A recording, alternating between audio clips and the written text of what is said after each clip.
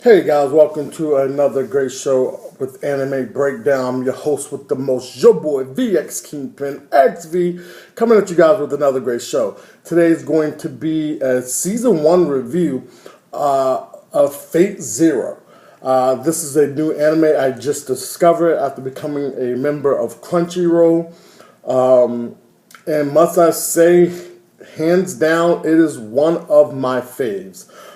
It's extremely intricately woven together, the storyline, how everything pieces together, the importance of different things. I haven't even mastered all their names yet because there's so many. Because you have 7 mages, I think it's 7, and then you have 7 servants of those mages, and they're all important except one, like I think the Berserker, who doesn't speak. So you never really get to know much about that character, but they're extremely, the story is well put together. Sometimes I have to kind of go back and reread things or rewatch an entire episode just to kind of find out where it's going. And it's not due to lack of entertainment value, it's because the plot is kind of thick. So, but nonetheless, I enjoy it. The action is A-rated. Nothing crazy or too far out there, but these are all, the mages. It's kind of hard to explain. The story kind of, if you're doing a review of it, is that you have 7 mages. These 7 mages are going after what they call the Holy Grail, which can kind of bring like wishes, their dreams come true. And everybody wants it, okay? And they're going to do whatever it takes to get what they want. So it always goes down in this particular city. They do have some rules, but obviously not all rules are followed within this storyline. And as the story kind of unfolds, you get to know their servants' abilities. And that is the key to this whole entire show.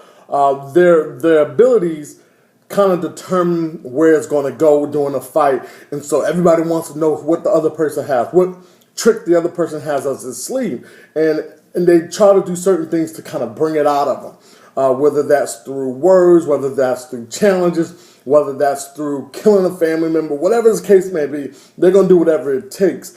My favorite from the start has always been, I don't know his name, it's the little mage who was in school. And he has the over-the-size, what's the guy? He's the king of conquerors.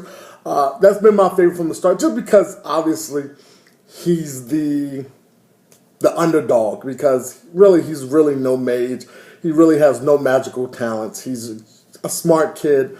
Even the guy, I guess his teacher or professor before they became enemies, even told him he really didn't have, the audacity to say what's right and what's wrong when it comes to the magical community. But nonetheless, I like him because he's the underdog. And you kind of want to root for the underdog. You don't want to always go for the person you feel that's going to win or you think that's might going to win. So I'm going for the underdog. But he does have a great servant, which is definitely over the top, but he's like the only over the top character. But he comes from a king's thought point of view, which is very enjoyable.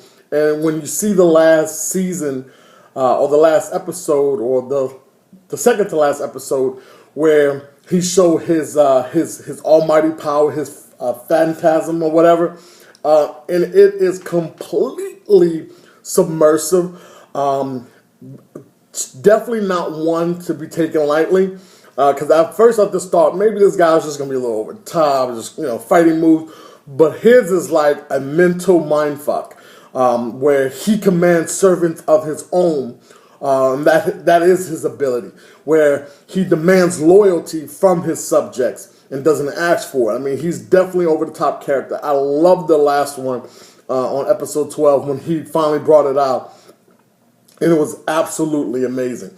I did like the little twist they put in at the end of 12, where the guy thought he was going to be out of it. I thought all his assassins were killed, and what is that? I forgot the king's name, was the gold shiny armor, and he's sitting there just talking to him at the end of episode 12, and he's kind of telling him, you've been enjoying this more than what you say, you're not so much of a loner, you've enjoyed this whole process, and you're getting in on it again.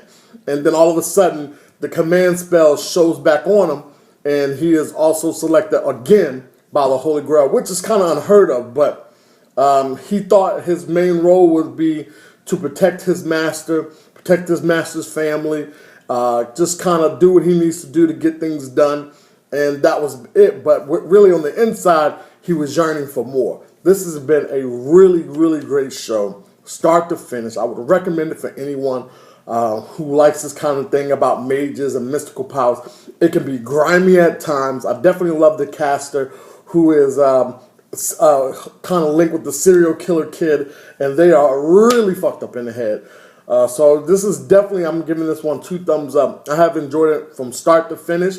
I'm going to start up season 2. I'm almost sad that I'm starting it because I know it's going to end, but hopefully they come out with more and more seasons, because this one has definitely got me intrigued. I hope they can keep this going for a while and doing things like bringing that guy back into the fold where he becomes a mage of another servant at the very end, the priest. I really enjoyed that. I want to know what's going to happen with all those different commands, because that kind of leaves the door open for something else for that priest who's supposed to be harboring, people who were previously masters but lost their service, but he's really just hiding out in the church.